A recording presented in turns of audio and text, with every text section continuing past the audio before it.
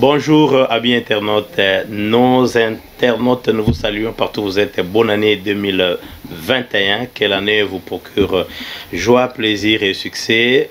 Aujourd'hui nous faisons la revue politique des activités politiques de la République démocratique du Congo depuis janvier 2000 et jusqu'au décembre 2000, le grands événements, et nous les faisons en collaboration avec le Grand Journal, toujours avec notre analyste du temps que nous appelons l'analyste du siècle. D'ailleurs, Inus et Grand Journal et Melbourne Action, nous avons voté Eric Mwamba comme le grand analyste. Nous parlerons de ça dans notre prochaine émission. Bonjour Eric. Bonjour cher Denis et meilleurs vœux. Meilleurs vœux, merci beaucoup Eric Mwamba. Mais 2020, le président Félix Tshisekedi Tshilombo, parce que nous parlons de la République démocratique du Congo, a décrété comme étant une année d'action. Mais d'abord, pouvez-vous nous rappeler le grand événement selon vous? Quel est le grand événement de l'année 2020? Bon, c'était au cours du discours sur l'état de l'Union prononcé par le président de la République devant le Congrès, le Parlement réuni en Congrès fin 2019, où il a annoncé 2020 comme étant l'année d'action.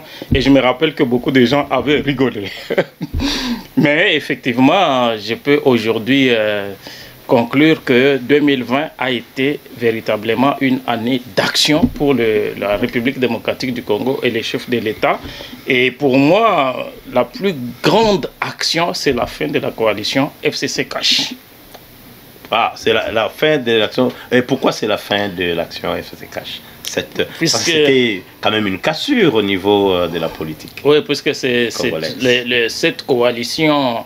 C'est une coalition arrogante qui prenait tout un pays en otage et qui s'arrogeait les droits de vie et de mort sur l'ensemble des millions de Congolais. Et la fin de la coalition ouvre des perspectives à un gouvernement d'ouverture. Donc un gouvernement dans lequel pourraient se retrouver toutes les couches vives de la nation dans la perspective de consultation. Que le chef de l'État avait convoqué après son discours, qualifié du discours de 6 minutes. Il ne s'agira pas d'un gouvernement du type qu'on avait l'habitude de connaître, gouvernement de large union nationale, partage équitable et équilibré. Mais il s'agira d'un gouvernement qui permettra au président de la République d'appliquer son programme d'action dans la perspective du peuple d'abord, et qui donnera aussi la possibilité à l'ensemble des citoyens congolais d'avoir la possibilité d'exercer la pression pour que les devoirs de redevabilité deviennent véritablement une réalité. Alors, nous pouvons continuer avec les autres actions, mais nous allons rappeler à nos internautes que les analyses des News 24, c'est en collaboration, toujours c'est une émission, maintenant c'est les analyses des grands journaux et News 24, et que vous aurez l'habitude à partir de 2021 à suivre, parce que là nous devons déjà annoncer à quand la sortie du grand journal, parce que nous attendons les grands journaux dans les kiosques. Oui, le prochain grand journal sera dans les kiosques lundi, puisque tout ces week-ends, c'est long week-end, déjà le vendredi, le 31, après le 1er, c'est déjà férié. Alors le prochain grand journal est dans les kiosques le lundi, et notre sujet phare sera l'homme de l'année 2020. 2020. Pour nous, le grand journal... L'homme de l'année politique. L'homme politique de l'année au niveau national, puisque c'est une édition qui est presque 60% consacrée à la politique nationale. Et pour nous, l'homme de l'année 2020 s'appelle bel et bien le président Félix Tshisekedi, puisqu'il a réussi à mettre en place sa menace de déboulonnement. Donc le FCC vole en éclats, le FCC n'existe pas. Joseph Kabila a quitté Kinshasa, ça me rappelle un peu des années où le président Mobutu avait fui Kinshasa à la suite de la pression de l'opposition à l'époque qui était très forte. L'histoire se répète. L'histoire se répète. Il est allé se cloîter à Gbadolite. Il est allé non seulement à Gbadolite, mais plus loin dans les Kawele. Voilà. Et l'histoire se répète. Joseph Kabila quitte Kinshasa. Il y a eu la coalition FCC-Cash. On verra dans cette émission. Il y a eu succession d'événements. Et le président Tshisekedi reste le seul maître à bord du navire qui s'appelle la République démocratique du Congo et nous lui consacrons notre une de lundi. Ah voilà, l'homme de l'année, son excellence le président de la République Félix Tshisekedi Tshilombo. Alors, directement nous allons dans la première action. La première action, et nous pensons directement au procès de 100 jours où on a vu le directeur de cabinet Vital Kamerhe entendu et arrêté et envoyé directement à Makala. Quelles leçons vous tirez de cette arrestation qui était quand même inédite? Bon, la leçon, c'est le procès de 100 jours lui-même. C'était la première fois en République démocratique du Congo qu'on voit un procès comme ça, où le directeur du cabinet du président de la République en fonction, qui est convoqué par un magistrat à la cité, le parquet de Matete, qui n'est pas au centre de la Gombe, un magistrat qui est là-bas. Je parie que son bureau n'est pas climatisé. Donc, qui convoque le directeur de cabinet, qui n'est pas n'importe qui. Puisque rappelons que Vital Kamerhe, au-delà d'être ou d'avoir été directeur de cabinet du président de la République, comme lui-même le disait d'ailleurs, il n'était pas n'importe qui, il était son allié principal, le président de l'Union pour la nation congolaise, qui est un grand parti, bien organisé, deuxième personnalité dans le cadre de la plateforme Cash. Il est convoqué par un magistrat qui l'entend, qui l'auditionne pendant plusieurs heures d'audition et qui l'envoie à Makala. Et non seulement ça, mais le procès va nous montrer également la fragilité de l'homme. C'est-à-dire, on a vu des ministres en fonction, des fonctionnaires, des hauts fonctionnaires de l'État qui ont défilé devant les juges pour répondre à leurs questions. Et le procès, à la suite de ces procès, le peuple congolais a compris comment le système de corruption fonctionnait en République démocratique du Congo, l'attribution des marchés sans appel, sans avis d'appel d'offres, c'est-à-dire les marchés publics qui sont attribués de gré à gré, qu'on donnait aux amis, on a vu même les membres des familles, les cousins. Mais à l'époque, si je ne vous arrache pas la parole, vous aviez fait une enquête avant même que le directeur de cabinet soit arrêté. Vous avez envoyé votre équipe à Kinshasa pour aller lire sur tous les projets. Qu'est-ce qui manquait sur le projet à l'époque, si vous pouvez, exactement.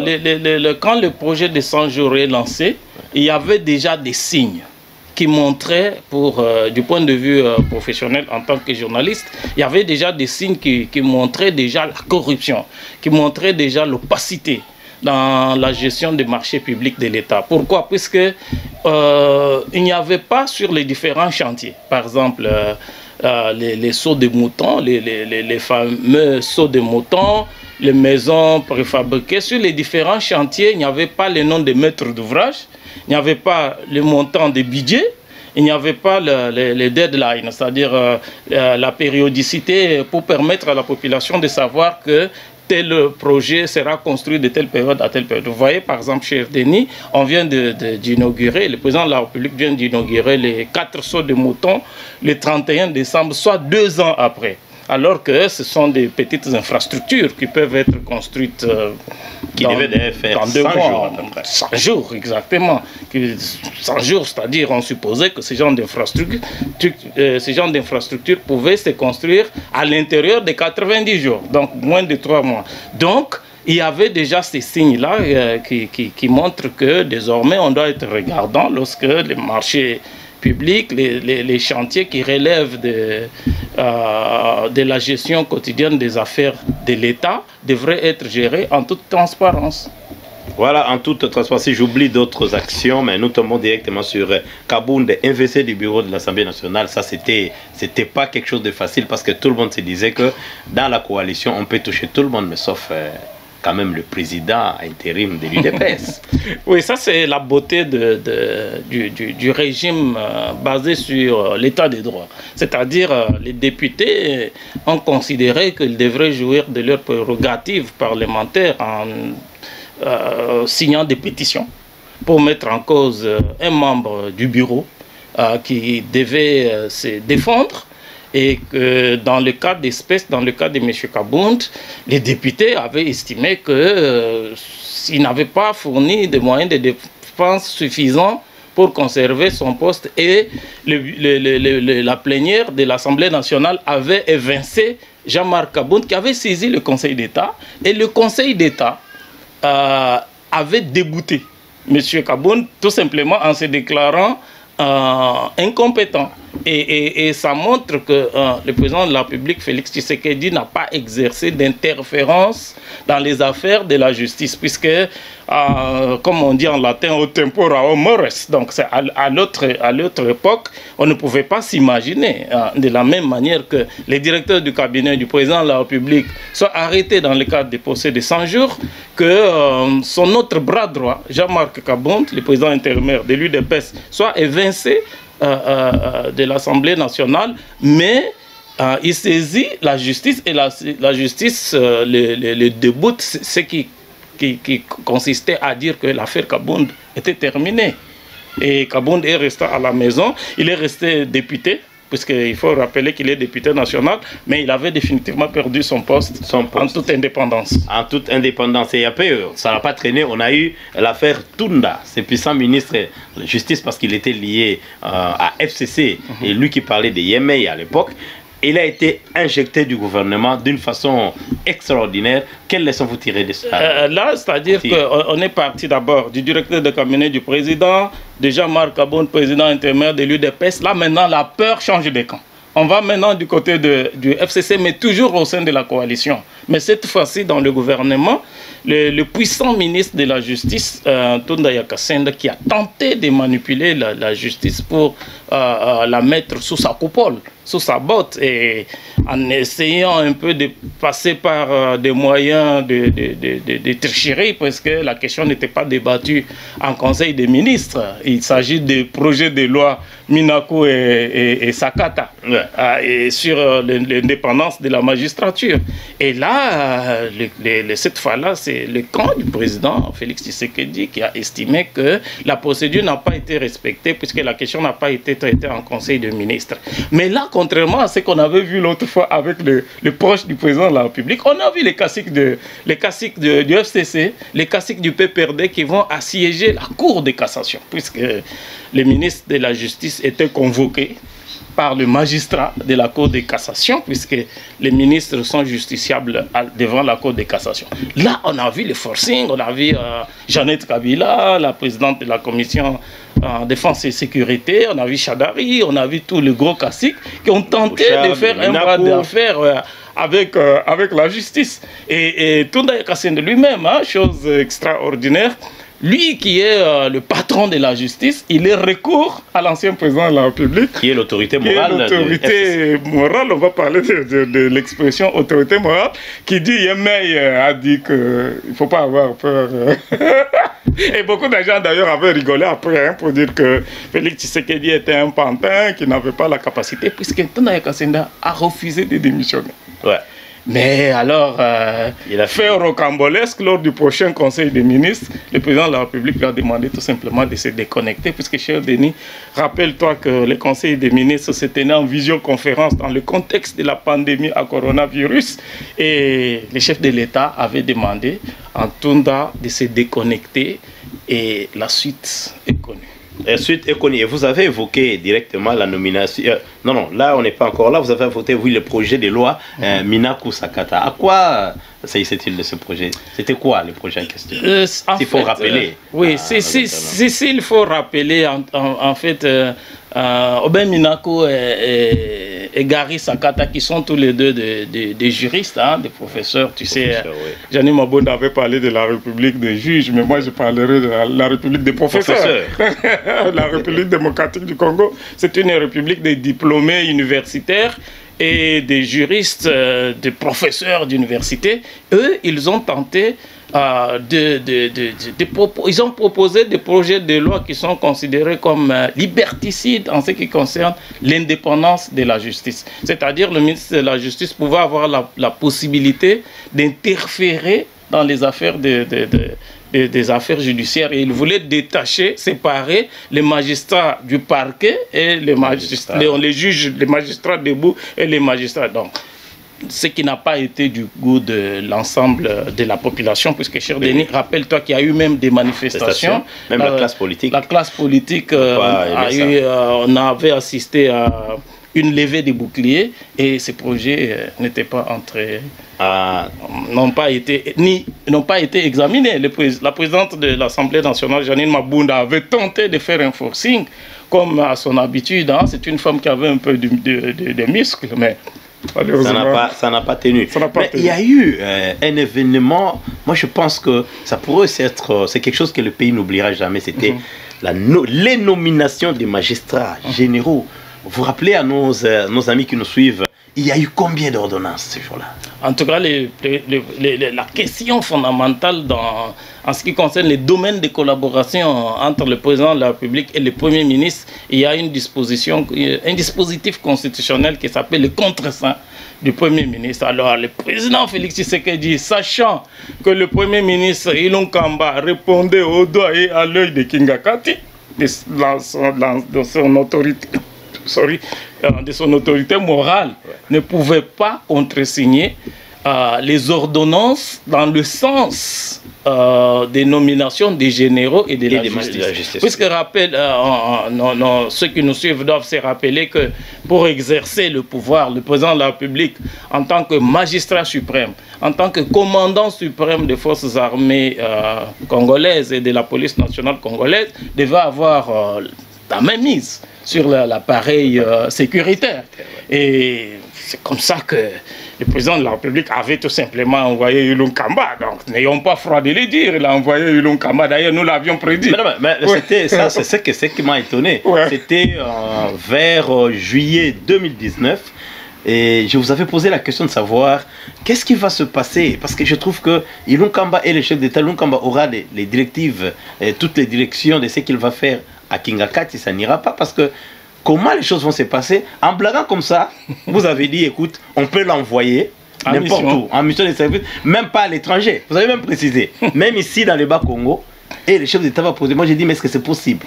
Et on a oublié, 2020, ça s'est passé. Exactement. Et les ordonnances, c'est combien en fait? Parce que le président de la République avait nommé 127 ordonnances en une journée, et j'avais même pitié de la porte-parole adjointe, qui disait notre consoeur Tina Salama, qui avait lu 120 ordonnances pendant des heures et des heures, et parmi ces ordonnances, il y avait les nominations des magistrats et des généraux militaires, ce qui avait suscité un tollé de protestations au sein du FCC et de la part du Premier ministre, où on a vu pour la première fois un porte-parole privé, puisque ce n'est pas prévu dans la nomenclature des institutions de l'État, que le Premier ministre n'a pas de porte-parole. Mais là, on a vu quelqu'un qui s'est fait appeler porte-parole du Premier ministre, qui est passé dans les médias pour botter en touche les ordonnances du président de la République. Mais toutes ces ordonnances sont bel et bien entrées en application, et toutes ces personnes nommées sont bel et bien entrées en fonction. En fonction. Et là, un autre événement, Ronsard Malonda est choisi, évidemment, d'une façon brutale. Il est choisi comme remplaçant de Nanga. Lui qui était avec lui comme un exécutant, je crois, à l'époque. Et il est remplacé. Et quelle était la lecture à l'époque? Parce qu'on pense qu'aujourd'hui, le chef d'État n'a demandé de surseoir l'histoire de Ronsard. Mais il semblerait que Mabunda est allé directement faire voter Ronsard. En fait, Ronsard Malonda va être désigné de manière rocambolesque par des confessions religieuses, puisque dans la procédure, ces postes reviennent aux confessions religieuses. Dans le cas de la répartition des rôles qui se sont donnés, c'est la société civile, mais précision, confession religieuse. Tout simplement, le problème est qu'une partie des confessions religieuses a dénoncé des personnes non reconnues au sein des confessions religieuses. Toutes ont rejeté Ronsard Malonda comme étant leur membre. Donc personne ne l'a pas reconnu. Mais on a parlé de Kibangisme. Tout le monde a commencé d'abord par parler des églises de réveil qui ont refusé. On commençait à coller Ronsard Malonda comme ça à tout le monde. Et puis, tout le monde est refusé. Mais Janine Mabunda a fait entériner la désignation de Ronsard Malonda au niveau de l'Assemblée nationale. Le problème, c'est que pour que cette désignation devienne effective, il faut que le président de la République puisse signer une ordonnance. Et Félix Tshisekedi avait tout simplement refusé de prendre l'ordonnance nommant le nouveau président de la CENI en remplacement de Corneille Nangaa. Puisque, rappelle-toi encore, cher Denis, c'était une année pleine de rebondissements. Dans les dossiers de Ronsard Malonda avait également amené les gens dans la rue. Et chaque fois qu'il y a des gens dans la rue, Félix Tshisekedi semble pencher ses décisions vers la population. Et surtout qu'il ne faut pas oublier... Aujourd'hui, on ne parle plus de Ronsard Malonda. Voilà. Et il ne faut pas oublier, il continue toujours avec cette histoire de... Le peuple d'abord. Le peuple d'abord. Et on l'a vu hier... voilà. Un chapeau, le fameux chapeau... Oui, on appelle Moniere. Voilà. Alors, et puis, finalement, on a connu une investiture un peu spéciale des juges où ça a été boycotté par la quasi-totalité des politiciens congolais, surtout FCC. Oui, oui. Ça, en fait, le président de la République avait la possibilité d'organiser cette cérémonie d'investiture des juges au Palais de la Nation, puisque d'ailleurs, la Constitution ne précise pas le lieu physique où cette cérémonie devrait se dérouler, mais tout simplement, la Constitution dit que le serment des juges doit être reçu par le président de la République devant les deux chambres du Parlement et devant le bureau du Haut Conseil du Conseil supérieur de la magistrature. Alors, comme d'habitude, les dinosaures du FCC ne l'entendaient pas de cette oreille-là. C'est comme ça que Janine Mabunda, la présidente, la désormais ex-présidente de l'Assemblée nationale, le président du Sénat, Alexis Thambwe Mwamba, et chose grave, le Premier ministre qui, au cours du Conseil des ministres précédent, avait reçu l'ordre du président de la République de préparer, d'organiser cette cérémonie, même lui, le Premier ministre et les ministres du FCC avaient fait l'école buissonnière, tout simplement. Mais le président de la République a été descendu, il était reçu au Parlement par le premier vice-président du Sénat, Sami Badibanga. Et cette cérémonie avait bel et bien eu lieu. Et on va voir que cela va aggraver la crise qui prévalait déjà au sein des institutions, et la suite sera connue. Alors, le fameux discours des 6 minutes, c'est la suite, parce que ça, c'est le 2020. Moi, j'appelle ça cassure. Hein. C'était le discours qu'on a vraiment annoncé en pompe. Tout le monde était sur l'écran, mais le discours n'a fait que 6 minutes. Et on a lancé des consultations nationales. Le fameux discours, désormais connu sous le nom du discours de 6 minutes, prononcé le 23 octobre 2020 par le président de la République, avait tout simplement annoncé la suspension des conseils des ministres et la convocation des consultations. Les conseils des ministres, c'est l'organe de décision. C'est au cours des conseils des ministres que les décisions du gouvernement sont prises. Et au cours de ces discours, le président suspend les conseils des ministres et il convoque les consultations nationales pour annoncer, consulter la population et les différents groupes représentatifs en expliquant qu'il n'arrivait pas à remplir son mandat en tant que président de la République, puisqu'il y avait des blocages dans les chefs par exemple, de ses partenaires du FCC. Alors, donc, il y a eu suspension des conseils des ministres. Comment vous avez... quelle était la lecture quand on suspend le conseil des ministres? Comment ça fonctionnait, si vous avez une idée? Comment les choses...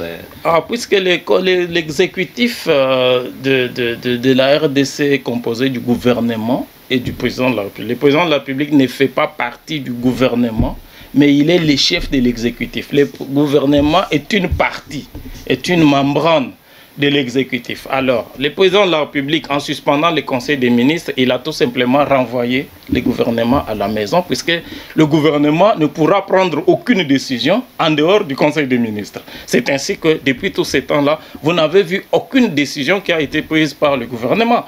Et en d'autres termes, on pourra dire que le chef de l'État a renvoyé le Premier ministre à la maison, puisque le Premier ministre ne peut prendre aucune décision en dehors du conseil des ministres. À partir de ce moment-là, le chef de l'État disait tout simplement qu'il jouissait de ses prérogatives constitutionnelles en tant que garant du bon fonctionnement. Tu sais, cher Denis, le président de la République, c'est une institution qui est revêtu de pouvoirs extraordinaires. Donc on peut dire qu'après Dieu, c'est lui. Donc en mettant le gouvernement à la maison, puisqu'on peut dire que ces gens aujourd'hui sont en train de tourner les pouces, le président de la République, à partir de ce moment, est resté le seul maître à bord, et tout ce que nous vivons maintenant n'est que la suite logique de cette décision prise le 23 octobre 2020. Et lancement Union Sacrée. Et lancement Union Sacrée, là on a vu de manière extraordinaire hein, la bousculade au portillon du Palais de la Nation, où il y a eu même certains classiques du FCC, et là on a compris la fragilité du FCC, on a compris la fragilité du PPRD, puisque non seulement on a vu les cadres du FCC défiler, hein, pas tous défiler auprès du président de la République, mais aussi ceux du PPRD comme les Liao. Cher Denis, ici c'est l'occasion de préciser à tous ceux qui nous suivent que le terme autorité morale n'existe pas dans nos textes de loi, et encore moins dans la Constitution. C'était une construction des collaborateurs du président Kabila, tout simplement pour dire que, en d'autres termes, le président, quand vous êtes président de la République, vous n'avez pas le droit d'être chef d'un parti politique. Ouais. Que ce soit le PPRD ou les FCC sont des structures qui ont été créées au moment où Joseph Kabila est président de la République, et par conséquent, Joseph Kabila n'est pas censé être membre ni du PPRD ni du FCC. On se rappelle qu'il s'est présenté d'ailleurs à toutes les élections comme candidat indépendant, oui. Et c'est ce qui justifie aujourd'hui la fragilité de ces deux structures qui sont en train de s'écrouler aujourd'hui. Autre événement, c'est le bureau de Mabound éjecté. Parce que là, ce n'est pas seulement Mabound lui-même, c'est tout le bureau qui a été visé par c'était la motion. Oui, par une pétition. Non, une pétition. C'était une pétition. Oui, c'était lancé encore par qui? Par Moïndo Zangi. Zangi, voilà. Et Zangi. Le bureau de Mabunda éjecté. Là, c'est encore, ce sont les conséquences du discours, du fameux discours de 6 minutes du 23 octobre. Ce sont des conséquences de ces discours, des conséquences de l'union sacrée. Puisque nous ne voilons pas la face, cher Denis, le directeur de communication du président de la République nous avait dit pendant les consultations, lors de l'interview que j'avais co-dirigée avec toi, il nous avait dit que l'objectif des consultations, c'était de requalifier la majorité au sein du Parlement. Et là, on a vu une pétition du jour au lendemain qui était signée par autant de députés, et les jours de vote, c'était comme de la blague, hein, tous les classiques. Là, il y a eu encore une leçon de démocratie importante, puisqu'on a vu tous les classiques du FCC qui sont venus, qui ne viennent même pas, qui se présentent qui ne viennent pas d'habitude, mais qui sont venus ce jour-là certainement pour intimider les députés. Et j'ai vu même Néhémie. Exactement, tout le monde était là, Jeannette Kabila, Néhémie, tout le monde était Boucha, certainement pour intimider les députés, mais là on a vu même tous les membres du bureau, en commençant par la présidente Janine Mabunda, à qui le bureau d'âge a donné la possibilité de présenter leurs moyens de défense. La démocratie était vraiment respectée. Ils ont présenté leurs moyens de défense, et on a vu le scrutin, on a vu le vote qui a été organisé en toute transparence. On pouvait, chaque député était nommément cité. Ouais. Donc on appelle ton nom, tu viens, il y a les urnes qui étaient là, tout s'est passé en toute transparence, et 281 députés avaient signé l'arrêt de mort du bureau Janine Mabunda, qui devient aujourd'hui l'ancienne présidente de l'Assemblée nationale. Et du coup, il y a encore un autre événement. Là, ça concerne l'ancien président de la République, qui est l'autorité morale de FCC.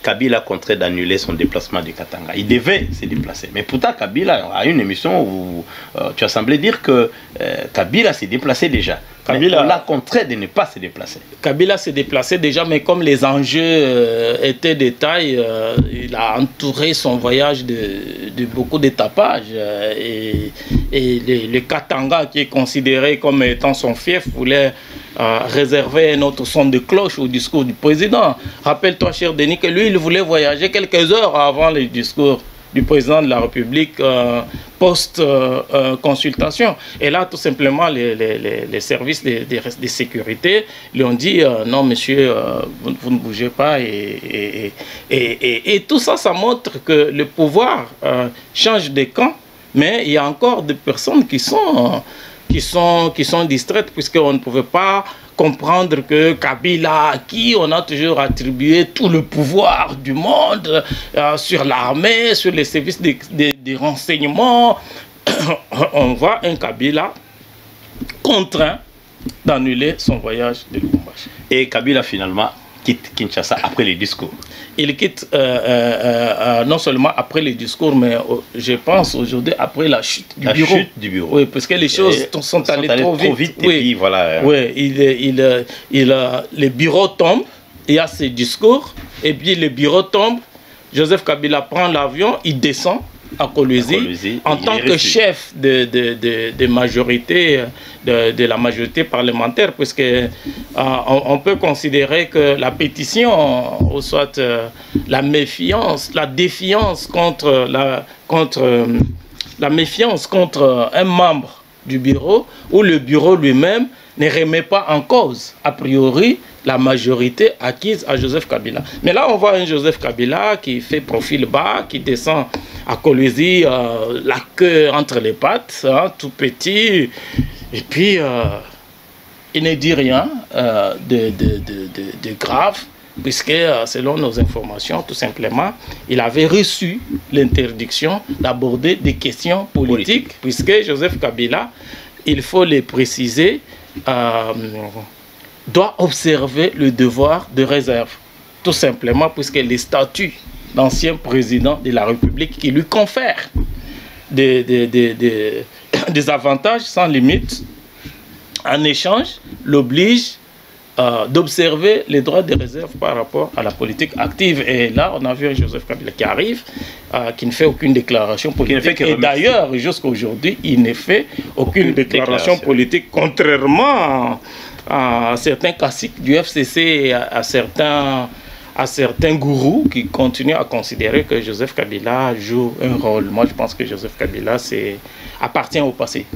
Voilà, bon, à partir de ce silence-là, il y a eu FCC qui s'éclate. Donc, éclatement des fronts communs. C'est le front commun pour... Front commun pour le Congo. Le Congo, voilà. Le front commun pour le Congo. On commence déjà à oublier. Hein? On commence déjà à oublier. Le front commun pour... s'éclate. Le front commun s'écroule comme un château de cartes où on voit maintenant des fractions. Comme était à l'époque dans les partis d'opposition, on a vu l'UDPS Kibasa, UDPS Tshisekedi, UDPS, il y a eu beaucoup. Il y en a eu beaucoup. Hein. National, du peuple, Mavungo avait son UDPS. Il y en a eu beaucoup. Et il y a eu plus de 11. Et ça faisait le plaisir de PPRD à l'époque. Ça faisait le plaisir de rira bien qui rira le dernier, hein, cher Denis. Là, on voit les FCC qui est en train de s'émietter. Et Joseph Kabila il ne dit rien. On voit des gens, les cadres du FCC, au lieu de tirer les leçons, ils constituent des petites délégations, des petits comités de crise. L'autre fois, c'était Raymond Chibanda. Là, j'apprends que, au moment où on préparait cette émission, j'apprenais qu'il y avait Emmanuel Chadari qui est allé à Lubumbashi. Voilà, moi, je pense que le FCC est en train d'appartenir au passé, cher Denis. Rappelle-toi que ce sont des structures qui sont créées pendant que Joseph Kabila est président de la République. Et ce sont des structures, nous l'avions dit au grand journal, on avait dit que le FCC mourra d'une maladie, d'une pathologie qu'on appelle la bonne gouvernance, tout simplement, puisqu'ils ne pourront plus alimenter leur structure de l'argent du trésor public. Mais c'est ce qui est arrivé, puisque pourquoi les députés sont mécontents? Les députés sont mécontents tout simplement puisque l'argent de corruption qui circulait, qui permettait aux gens d'acheter des jeeps, d'acheter des maisons, de voyager en business class, tout cet argent-là n'existe pas. Et beaucoup de gens, tu te rappelles, cher Denis, il y a eu quand même ruée, il y a même nos confrères journalistes qui ont abandonné le micro et la plume pour devenir députés. Et aujourd'hui, c'est la désillusion. Ouais. Il n'y a plus l'argent de la corruption qui circulait. C'est cette maladie-là qui tue les FCC. Et le grand événement, c'était le 31 décembre, ça c'était hier. le 31 décembre, nomination de l'informateur qu'on attendait. On nomme Bahati Lukwebo. Ça, c'est l'apothéose. Ouais. Les gens commençaient à se demander mais pourquoi ça prend du temps. Mais moi, je me suis dit, je me suis posé la même question. Pourquoi ça a pris quand même du temps de nommer l'informateur? Je me suis dit, Félix Tshisekedi, en tant que stratège, il a laissé quand même la situation pourrir. Puisque les gens qui viennent, les anciens caciques qui viennent comme les Mbemba, les Katumbi, ils viennent quand même un peu avec un peu de zèle, hein? C'est-à-dire ils pourront mettre quand même la barre très haut. Alors le président de la République a laissé d'abord la situation pourrir. Tu as vu que le FCC s'est éclaté, c'est-à-dire c'est une façon de faire en sorte que ces gens ne disent pas que c'est grâce à eux que le FCC s'est éclaté. Donc le FCC, le président a laissé, chaque jour qu'ils viennent, on a vu même les gouverneurs de province. Tous les gouverneurs, les différents caciques commencent à rallier petit à petit. Le président a laissé la situation pourrir. Donc aujourd'hui, on peut considérer déjà que Janine Mabunda lui-même qui quitte Kinshasa, beaucoup de gens pensent qu'elle a fui. Ouais. Kinshasa, je pense qu'elle est en train d'observer la situation à distance. Ouais. Azaria Sourouberwa. Donc tous les puissants qui quittent Kinshasa, donc toutes ces années, Azaria Sourouberwa n'est pas tombé malade. Je me demande même si c'est quelqu'un qui tombe malade. Et là, je pense que le président a laissé la situation pourrir. Le temps de s'assurer que toutes les constructions pro-Kabila ou pro-Kabilistes se sont effrités. Et là, l'apothéose, il nomme Modeste Bahati comme informateur les 31. Voilà, pour finir cette émission, nous allons quand même dire quelque chose sur Bahati Lukwebo. Quels sont les atouts de Bahati Lukwebo? Quels sont les atouts? Il connaît très bien la République la RDC. C'est un leader, je pourrais dire, transgénérationnel. Donc, il est dans la politique depuis l'époque de Marshal Mobutu, Kabila père, Kabila fils, Félix Tshisekedi. Il connaît les provinces, il connaît l'ensemble du territoire de la RDC, il connaît les personnes, il connaît les choses. Donc, il connaît chaque meuble dans la maison Congo où ça se trouve.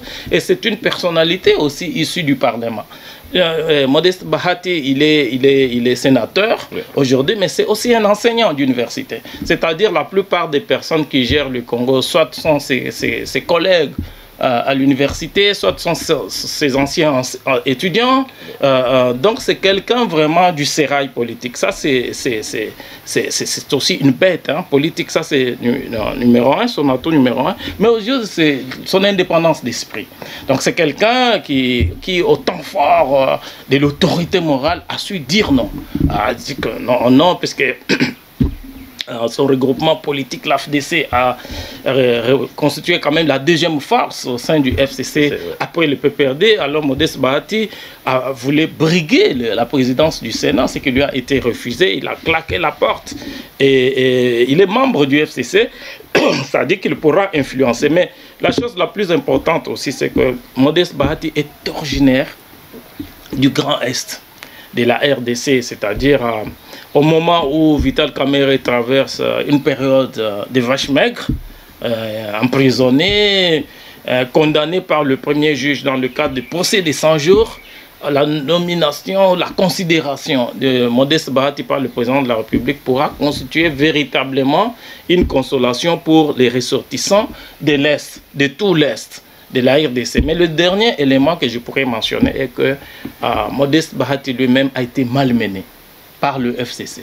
Donc, il est aussi victime du FCC. Je pense que c'est un choix judicieux sur le plan stratégique que le président de la République a opéré, et il va maintenant descendre à l'Assemblée nationale pour identifier les différentes forces politique, identifier, parler avec les députés, l'un après l'autre, pour permettre au président de la République d'avoir la nouvelle majorité. Merci beaucoup Eric Mwamba, et vous avez fait un exercice ardu que jusque-là personne ne l'a fait. Ça c'est vraiment tous les événements de la République démocratique du Congo que vous gardez les secrets, et nous attendons le grand journal qui sortira très bientôt. Et le mot pour la fin de cette émission? Bon, le mot de la fin, c'est, on se pose la question, est-ce que Modeste Bahati va-t-il devenir le prochain Premier ministre? Point d'interrogation, puisque c'est possible. On a vu certaines habitudes où l'informateur est devenu formateur, c'est-à-dire les formateurs, c'est celui qui essaye de présenter une espèce de matrice du gouvernement au président de la République après avoir consulté les uns et les autres, et à partir de là, le président de la République lui dit « Ok, puisque tu me présentes cette matrice, je te la renvoie pour que tu puisses devenir Premier ministre. » Est-ce que nous sommes dans ces cas de figure? Point d'interrogation. Mais moi, personnellement, j'aurais souhaité que le président de la République, pour les prochains gouvernements, d'abord qu'il réduise la taille du gouvernement. Beaucoup de gens qui sont allés aux consultations les lui ont demandé, puisque l'essentiel des fonds publics sont dépensés par des super structures qui sont budgétivores. Deuxième élément, j'aurais souhaité que le président de la République puisse mettre en avant les nouvelles figures. Puisqu'on est habitué à toutes ces personnes qui sont là depuis l'époque de Mobutu, Kabila, que moi je considère comme des traîtres, des clercs traîtres. Donc le président pourra mettre en avant de nouvelles figures, mais aussi des femmes. Même si, cher Denis, moi je constate que les femmes ont quand même dessus. Ouais. N'oublie pas que dans ce gouvernement, il y a beaucoup de femmes, ministre des Affaires étrangères, ministre de l'économie, ministre du budget. Il y a tellement de femmes. Il y a la présidente de l'Assemblée nationale, ouais, l'ancienne. Donc, je pense que les femmes n'ont pas saisi l'opportunité. Mais je pense qu'il faut continuer les réformes. Mais merci beaucoup, et nous insistons et nous rappelons à nos amis internautes que Grand Journal et INS 24 feront les analyses. Et l'analyse maintenant, c'est les analyses des Grands Journal et INS 24 sur notre chaîne. Merci d'avoir été patient avec nous et nous vous disons à la prochaine. Merci. À la prochaine, on reviendra pour faire les perspectives sur 2021. Merci beaucoup, et je pense que